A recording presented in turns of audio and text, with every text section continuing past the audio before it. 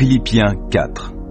Ainsi donc, mes frères et sœurs bien-aimés, vous que je désire tant revoir, vous qui êtes ma joie et ma couronne, c'est de cette manière, mes chers amis, que vous devez tenir ferme, en restant attachés au Seigneur. Je recommande à Évodie et à Syntyche de vivre en parfaite harmonie l'une avec l'autre, selon le Seigneur. Je les y invite instamment. Toi, mon fidèle collègue, je te le demande. Viens leur en aide, car elles ont combattu à mes côtés pour la cause de l'Évangile, tout comme Clément et mes autres collaborateurs dont les noms sont inscrits dans le livre de vie. Réjouissez-vous en tout temps de tout ce que le Seigneur est pour vous. Oui, je le répète, soyez dans la joie. Faites-vous connaître par votre amabilité envers tous les hommes.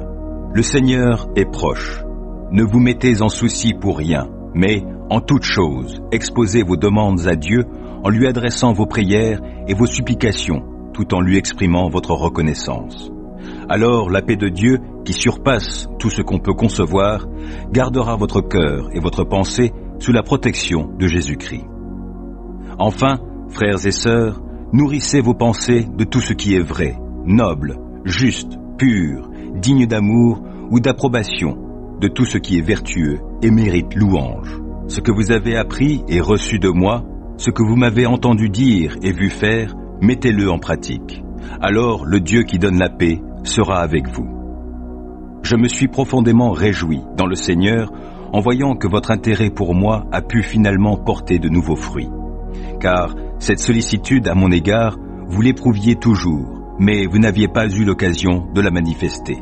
Ce n'est pas le besoin qui me fait parler ainsi, car j'ai appris en toutes circonstances à être content avec ce que j'ai. Je sais vivre dans le dénuement, je sais aussi vivre dans l'abondance. C'est le secret que j'ai appris.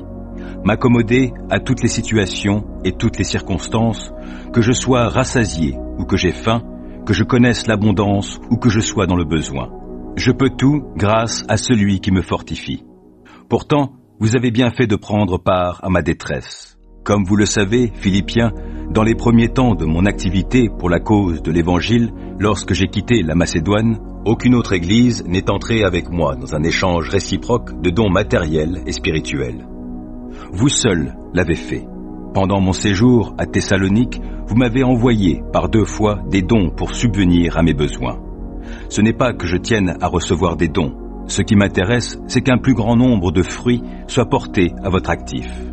J'atteste par cette lettre avoir reçu tous vos dons et je suis dans l'abondance. Depuis qu'Épaphrodite me les a remis, je suis comblé.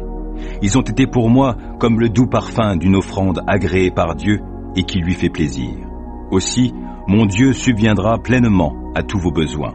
Il le fera selon sa glorieuse richesse qui se manifeste en Jésus-Christ. À notre Dieu et Père soit la gloire dans tous les siècles. Amen.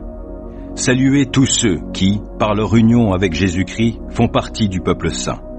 Les frères qui sont ici avec moi vous saluent. Tous les membres du peuple saint vous adressent leurs salutations, et en particulier ceux qui sont au service de l'empereur. Que la grâce du Seigneur Jésus-Christ soit avec vous.